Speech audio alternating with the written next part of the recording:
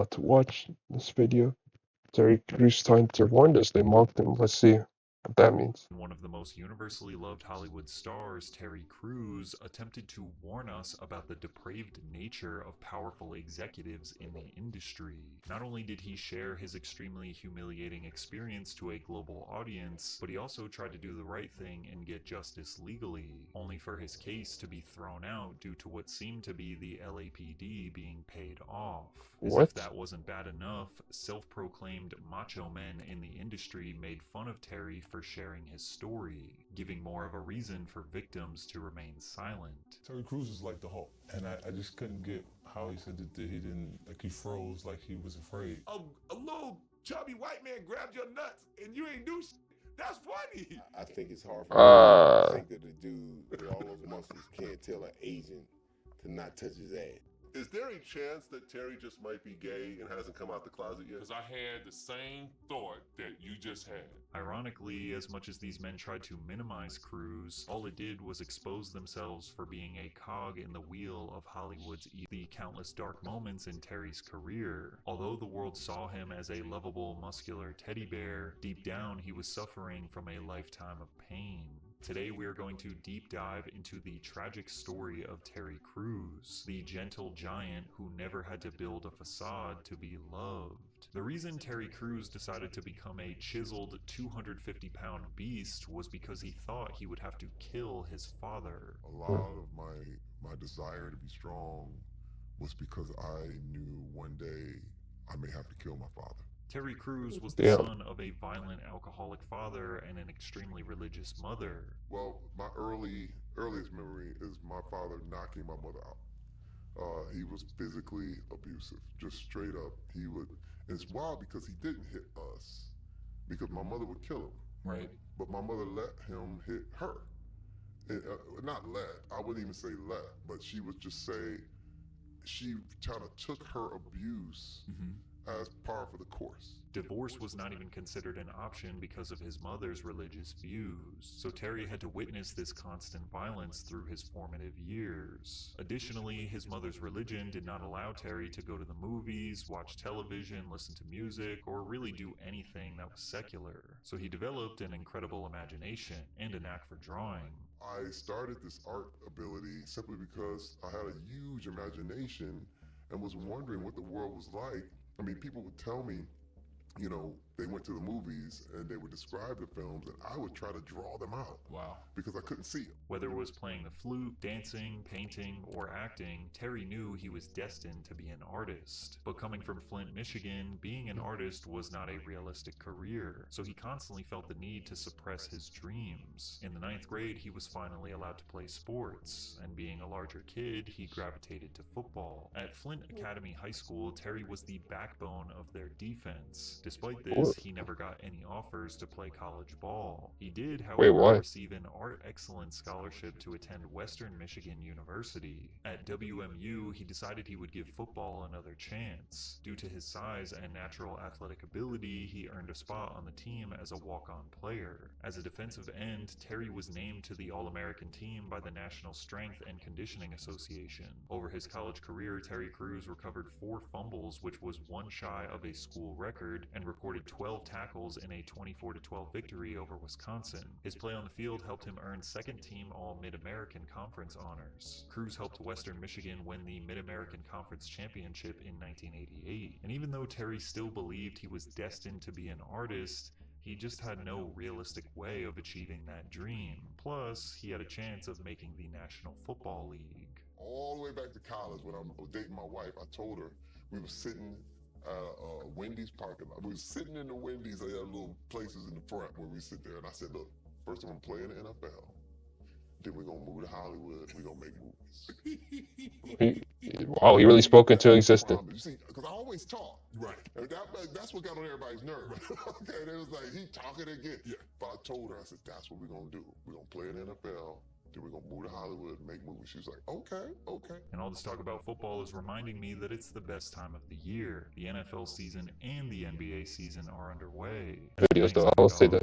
LA Rams, he played in only 6 games that season on special teams and then sat out the rest of the 91 and 92 seasons. Oh. If you didn't know, the vast majority of NFL players don't earn those multi-million-dollar paychecks, especially in the 90s. Plus, if you don't make the official roster or you get hurt, you don't get paid. Cruz played for Wait, really? 6 Hold on, let different me see that again. official roster dollar paychecks, especially in the 90s. Plus, if you don't make the official roster or you get hurt, you don't get paid. Damn, Cruz that played for sucked. 6 different teams in 7 years. He was constantly getting cut and was never able to secure that big contract. So he had to use his artistic abilities to make money. I would get cut from a team.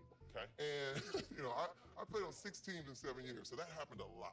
So I would go back into the locker room and ask the players if they wanted their portraits painted. After being cut? Yes, because What? that's how I survived. I was always on the end of the roster. I was never a big superstar. I was an 11th round draft pick. So my whole thing is, you 11th really round? shoot far. You know what I mean? Sometimes you got to make some money. You got to humble yourself. And I would go back in, and it was so cool because the big stars, they'd be like, man, I'll get a little brother a painting, and I'll give him some money. And it was really kind of cool, but the thing is, I was really good. It would take him about 2 months to complete a painting as it was done entirely by hand, but he would charge the players about $5,000 per piece, and that was enough to pay his rent, feed his wife, and 2 daughters. Terry even says the reason he is bald is because he was so broke. Back in 1991, I had the most beautiful flat top you could imagine. And then I went to the NFL and I was like, oh man, my high top is so beautiful. And I got cut. And so I was like, oh man, barbershops cost money. And I had no money. I literally was broke. I just went, I'm going all out. I'm shaving it off. And I was so disappointed. Were you really? Bro, wait, first of all, you gotta talk about, I didn't know it was lumpy. I had no idea. Finger. Going all out cost money. And I had no money. I literally was broke. I just went, I'm going all out. I'm shaving it off. And I was so disappointed. Were you really? Bro, wait, first of all, you gotta talk about, I didn't know it was lumpy.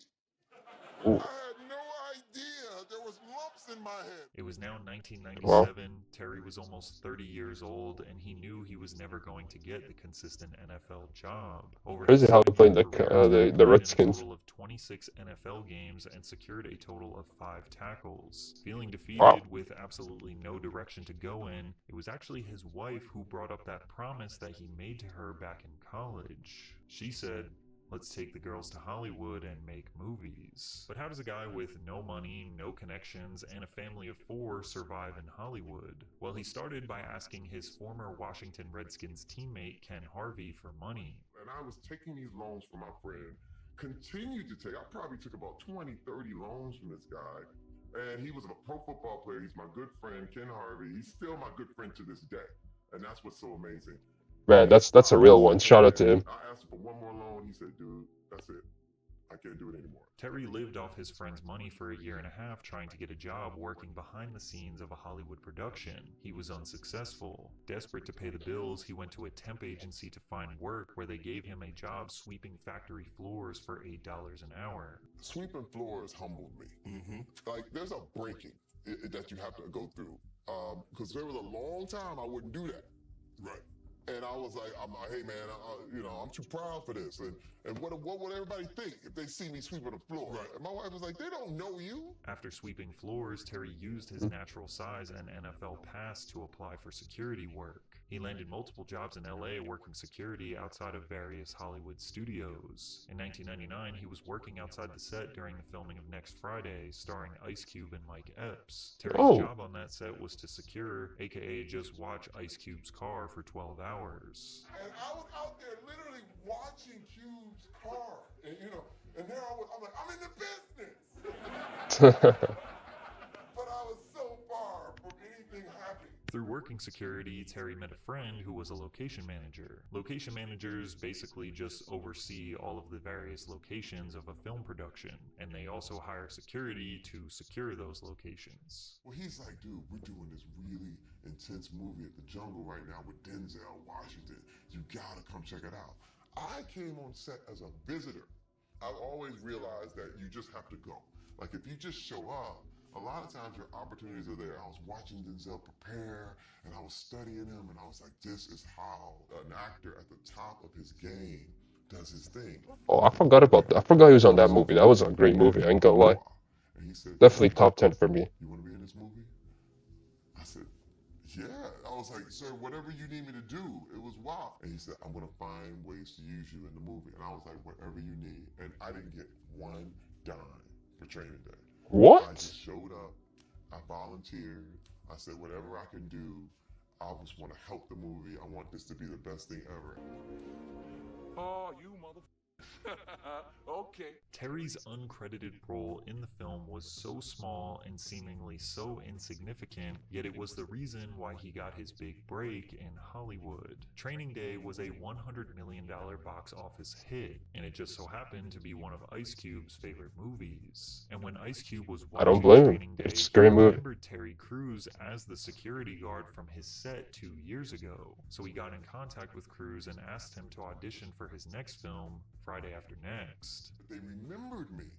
So I got a chance to audition for Friday After Next. And I remember us sitting in the waiting room, me and Cat Williams, hoping Oh my that God. one day we would be able to, be in this movie. Cat Williams and I decided we were going to go all in. There was going to be no holding back. If you look at the Nah, that's crazy. Cat Williams and I, it's almost like an intense drama. Although Friday After Next was not a box office smash, the Friday series was a cult classic loved by millions more than the financials indicate. I think it's better. Terry It's definitely Crews was officially a in. nice class. All of what he calls Black Hollywood knew his name, his face, and he was ready to take over. I knew I was in my destiny. When I say, and this is what I'm saying, I found my destiny. It was so wild because I didn't even want money anymore. It's not even his best movie either, which is crazy too. I think he's gonna probably talk about it You soon. know what I mean?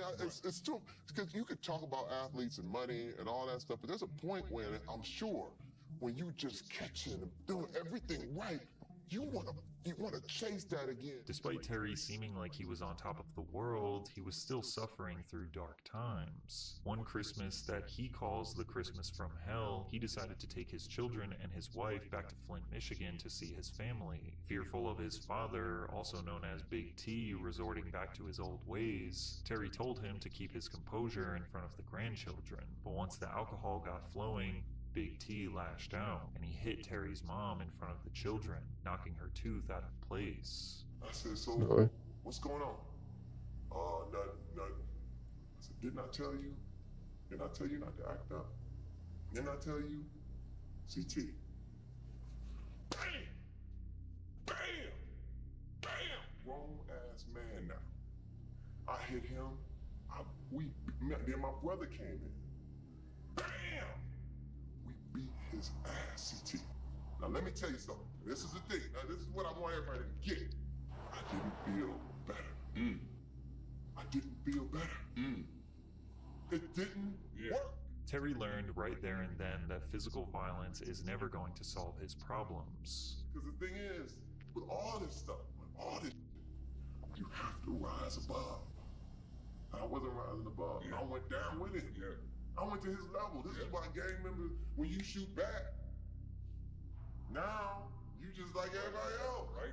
You right there with them. There's a moment that I had to choose to rise above, but I didn't. After this incident, Terry did not return home for over a decade. He went back to Hollywood and masked his pain through his work. Crews had not yet proved himself as a lead in Hollywood. He was only getting minor roles, but he had a drive and dedication like no other. He said yes to almost everything, which led to him filming 4 movies per year. But the one role that earned him global superstardom It's the one I was talking his about. role as Oh, it's- Latrell in White Chicks. White Chicks is about 2 fumbling FBI agents who disguise themselves as mega-rich princesses to infiltrate high society, with the obvious caveat that they are black men disguising themselves as white women. That fact alone was enough to get people extremely interested in the film. Terry had met Damon Wayans through his work. Damon is related to Keenan Ivory Wayans, who is Hollywood royalty, producing comedy classics like In Living Color, Scary Movie, Don't Be a Menace to South Central, among others. The Wayans invited Crews to audition for White Chicks, and Terry impressed Keenan, so much so that when he got the part as Latrell, the comedy legend often told Crews to basically freestyle on set. Terry never felt more comfortable potential as an actor and comedian, and he knew this was his time to shine. In the film, Cruise plays the role of pro basketball player Latrell Spencer, who is attracted to Tiffany not knowing that she is actually Marcus disguised as a woman. Santa must have come early this year, because you were first on my Christmas list. Woo, there it is right there. I want to know, are you naughty or nice? Sorry, I'm not interested. I'll take that as naughty. Throughout the entire film, Tiffany is trying to do whatever she can to make Latrell disinterested, whether that be pigging out in front of him or even letting one rip, but it doesn't work. Everything she does just makes Latrell more interested.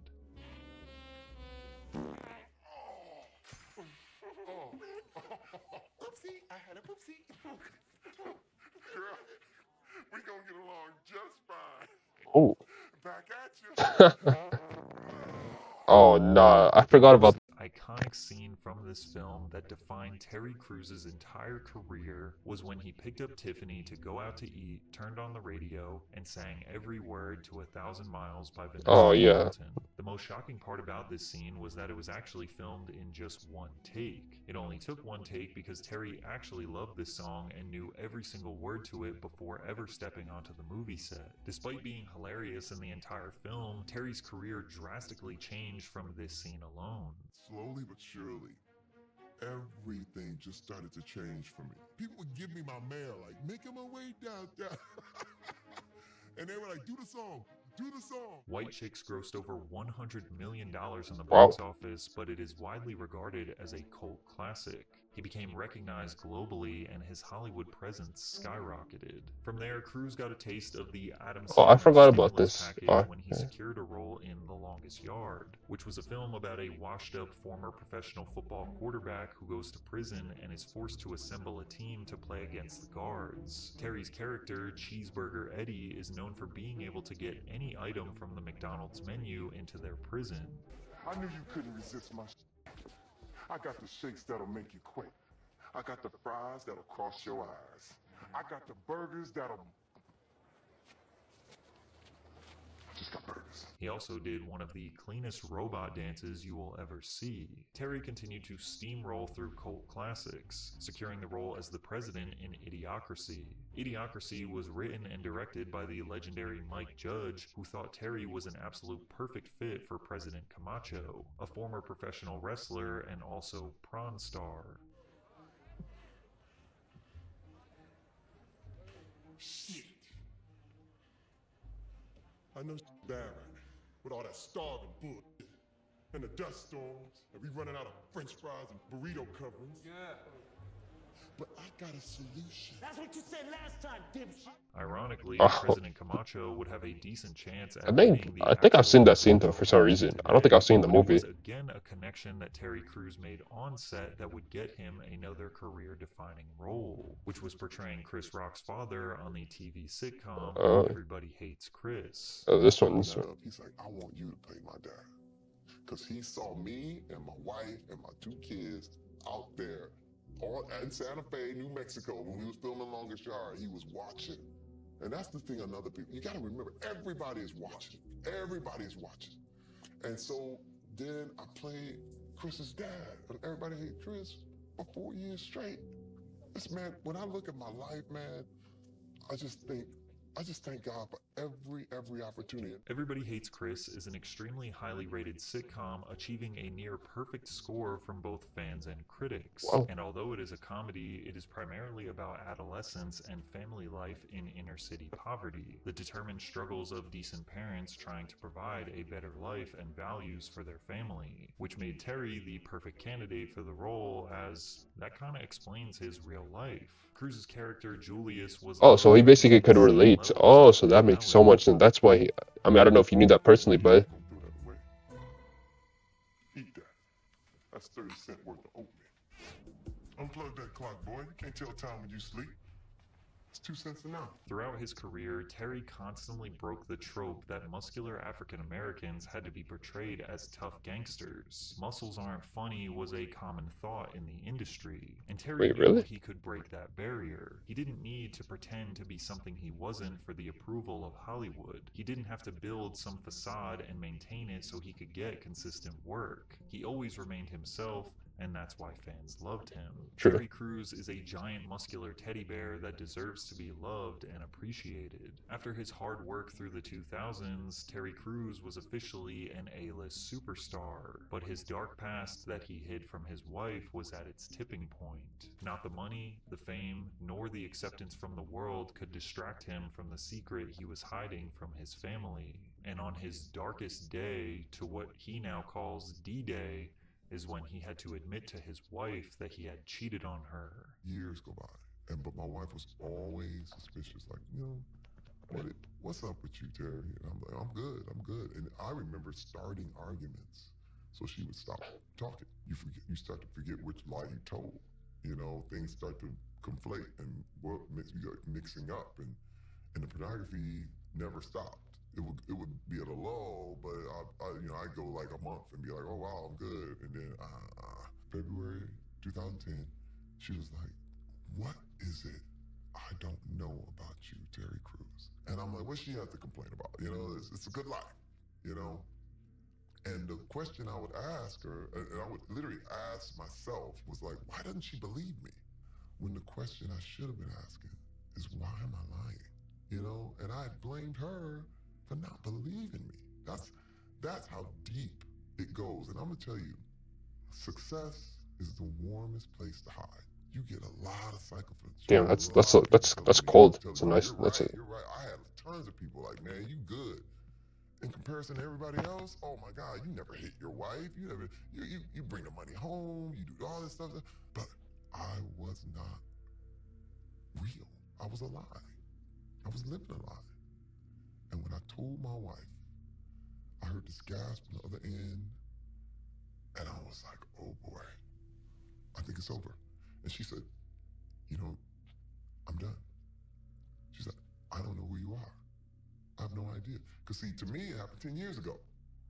But to her, it happened today. Most men in Hollywood, or in general, would have listened to their ego. They would have convinced themselves that their infidelity was no big deal, and it's menial compared to what other men do. Additionally, a Hollywood star like Terry Crews would probably have left their wife and just married some 21-year-old. But then, how would his kids view him? You see, Terry Crews was trying to be the role model that his father never was. He also loved his wife and cherished her loyalty to him. She stuck by him when he was nothing. She believed in him, and he knew that was something he could not just let go. They spent years repairing their relationship, but today they use their story as a way to help other couples revive their relationships. So now, this is what you have to do. And I was totally prepared to live the rest of my life by myself, because knowing what I'd done, I was like, would I forgive me?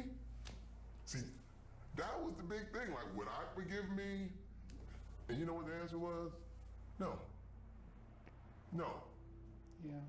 But she did. Many people praise Terry for opening up about his vulnerabilities. He says he constantly receives emails and messages from people that he has inspired to get help for their addictions, or dive deeper into their faith to find answers for their darkness. However, not everyone thought him being vulnerable was honorable. Some of them thought it was funny. More specifically, when he announced to the world that he was sexually assaulted, guys like 50 Cent, Nick Cannon, and others publicly mocked him. On October 10th, 2017, Terry tweeted, "This whole thing with Harvey Weinstein is giving me PTSD. Why? Because this kind of thing happened to me. My wife and I were at a Hollywood function last year, and a high-level Hollywood executive came over to me and groped my privates. Jumping back, I said, 'What are you doing?' My wife saw everything and we looked at him like he was crazy. He just grinned like a jerk." The alleged perpetrator was Adam Bennett, who was the head of motion pictures for Morris Endeavor Entertainment, an American holding company for talent and media agencies with a net worth of around $6.9 billion.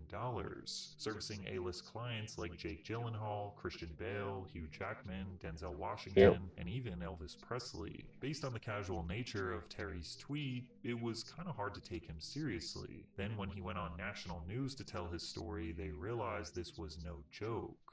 Back in February 2016, I was assaulted by Adam Bennett, who is the head of the motion picture department at William Morris Endeavor, one of the biggest agencies in the world. He's connected to, probably everyone I know in the business. I did not know this man. So you did not know him before this? I have never had a conversation with him, ever. I'm looking at him, and he's basically staring at me, and he's sticking his tongue out, and it's overtly sexual kind of tongue moves. And I'm sitting there like, it's a party, it's packed, the whole thing, and I'm looking like, is this a joke? I mean, I don't understand. It was actually so bizarre. And he keeps coming over to me. He comes over to me. I stick my hand out, and he literally takes his hand and puts it and squeezes my genital. And I'm jump back like, hey. And he's like, and he's still licking his tongue out and all this stuff. And I go, dude, what are you doing? What are you doing? And then he comes back again, and he just won't stop. And then I really got forceful, pushed him back. He bumps into all the other party goers. I never realized he sounds a lot like Michael Strahan. I even in their interview. Oh my god, yo, that is crazy. More objectified. So you didn't think anybody would believe you if you came forward? Last year, no. Actually, I let it go. Actually, I put it in the back of my head, and I understood why women everywhere had to let it go. But let me tell you, when the Weinstein thing started happening, I got PTSD. I was going, oh my God, this exact thing happened to me. Shortly after Terry reported this, he got a call from Adam Bennett himself. I get a call. Here, it's him on the line.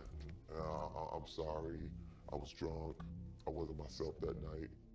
And I said, hey, man, you got to understand the depth of what you did in front of my wife.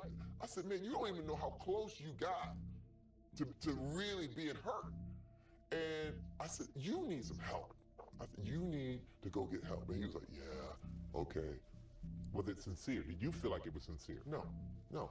It's like when people are sorry because they got caught. After telling his story to the world, Terry then decided to file a police report with the LAPD about the incident. Cruz first talked publicly about this last month. People have to be held accountable.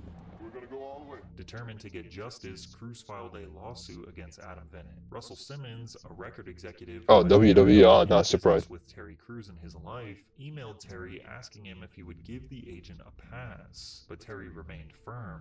Nobody gets a pass. I ignored it. When he emailed me at first, I ignored it. And then all of a sudden, he's like, I got zero tolerance for this thing. I'm like, wait a minute. You say you got zero tolerance, but you told me to get a dude a pass when the dude did it to me.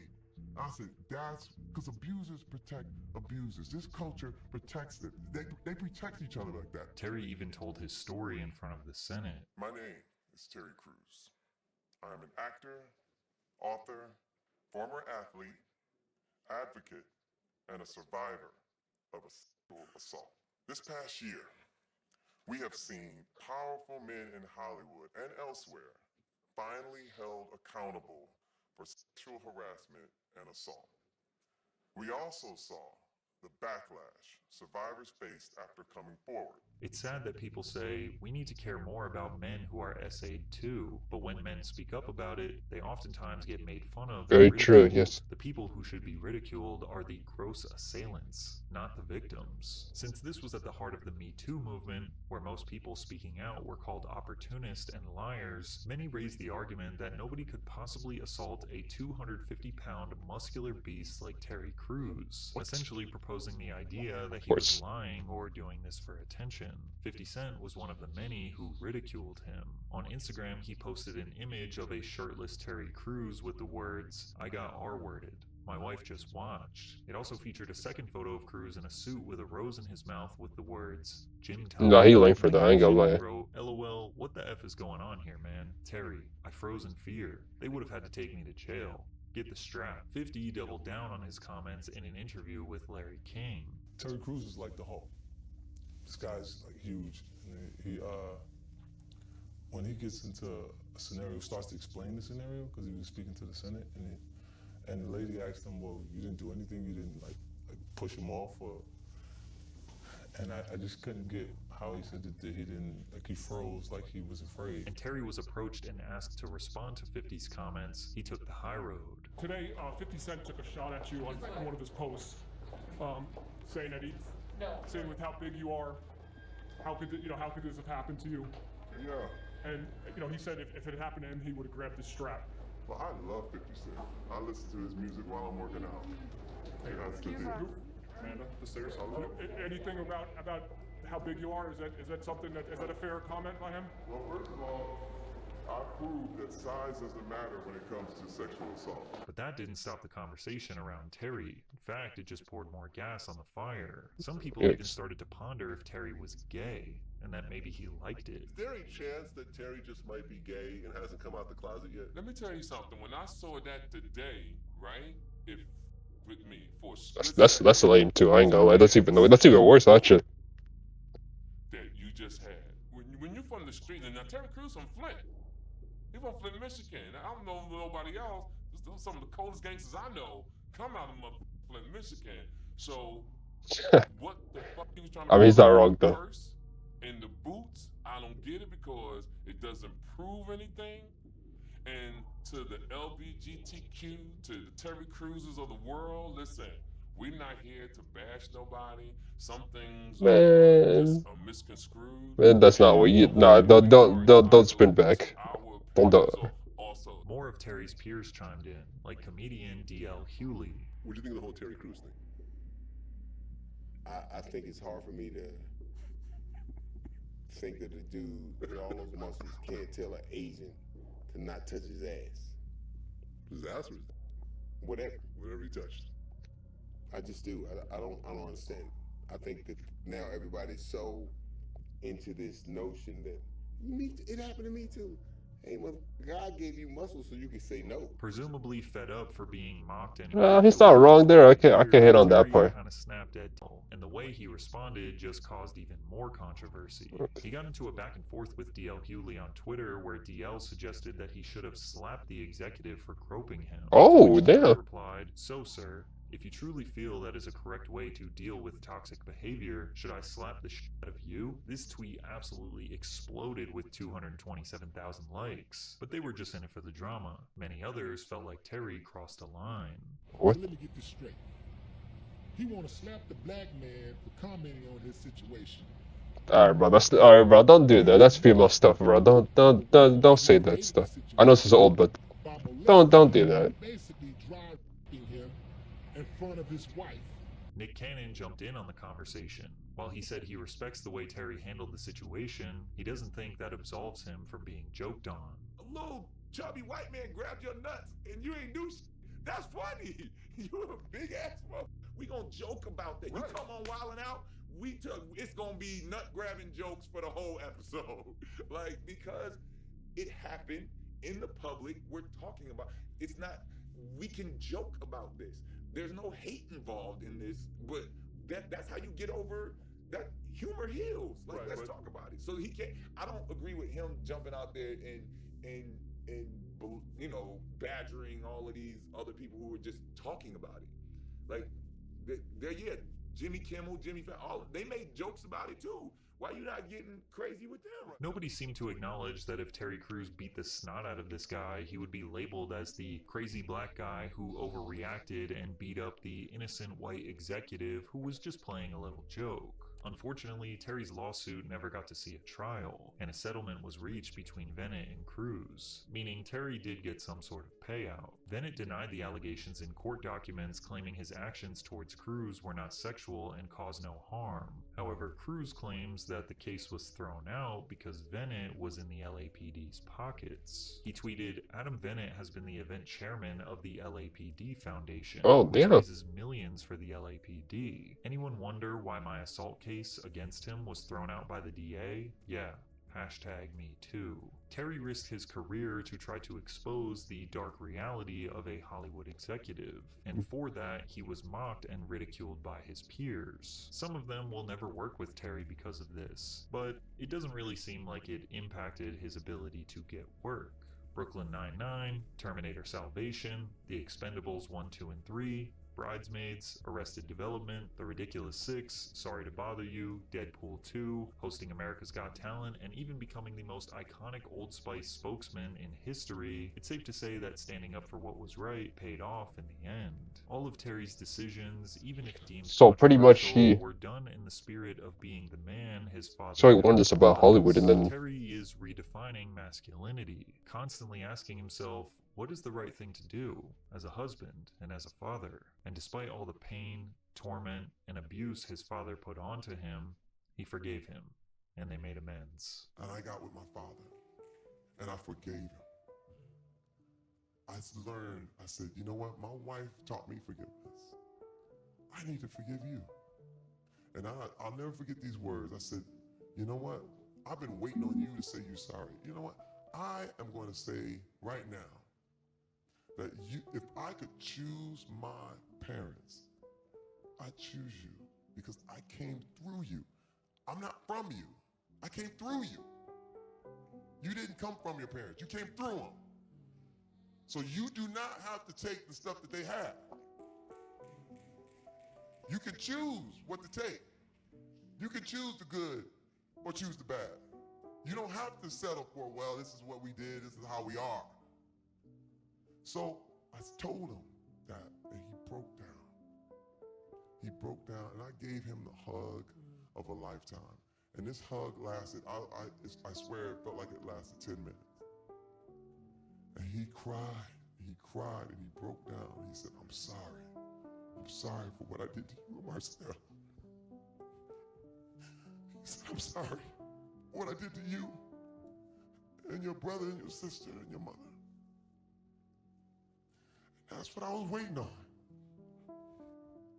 And it made me free. It made me free. oh, that was a pretty good